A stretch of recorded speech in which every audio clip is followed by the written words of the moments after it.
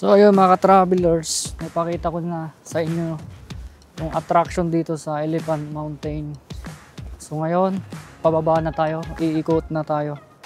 Doon na tayo sa bababa. Dahil marami pa tayong iba-vlog dito sa Taipei ngayong araw. So magkakaibang video ang gagawin natin.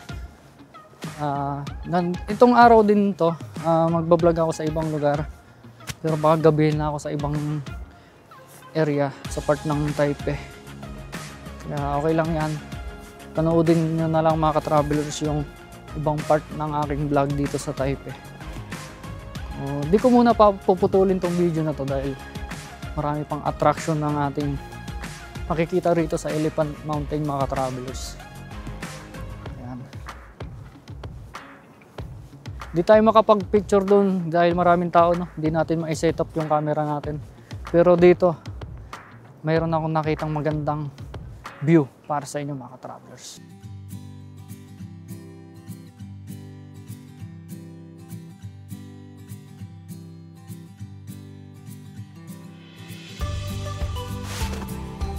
Ganito kaganda ang Taipei 101 mga ka-travelers, makikita nyo.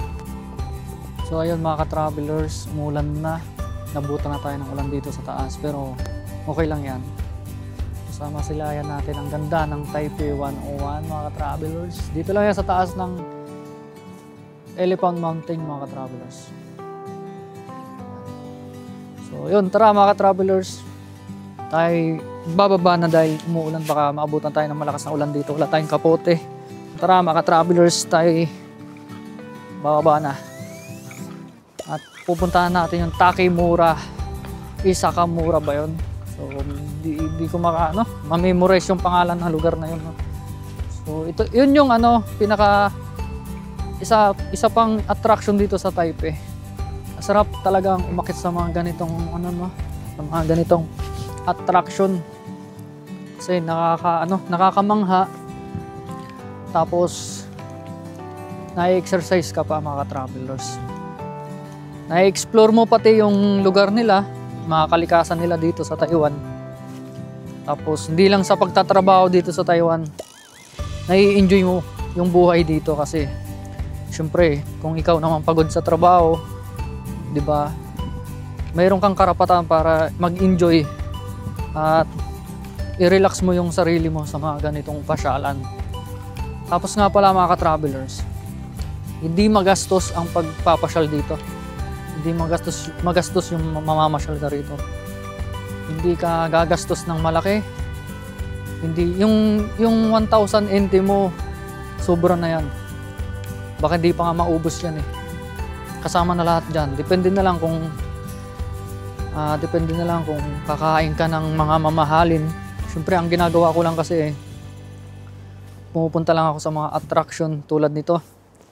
Hindi ko siya ginagastusan ng malala. Kumbaga gagastos lang ako sa pamasahe, sa pang-snack ko lang na mabusog lang ako. Yung mapanglaman tiyan lang, okay na sa akin yun. Yun lang. Hindi na kailangan kumain ng kung ano-ano na masasarap pa. Okay na sa akin yung ganito.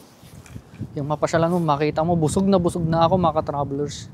Makita mo lang yung mga ganyang tanawin, no? So, yan ang pinaka number 1 sa mga nagtatrabaho dito. Kahit saan pang lupalok ng mundo, kahit saang bansa pa yung karoroonan mo, may karapatan ka para mag-enjoy sa buhay. May karapatan ka para pasayahin mo yung sarili mo. Huwag puro trabaho. Dahil minsan lang ito mangyari sa ating buhay. Ayun mga ka-travelers. Ganda ng Taiwan.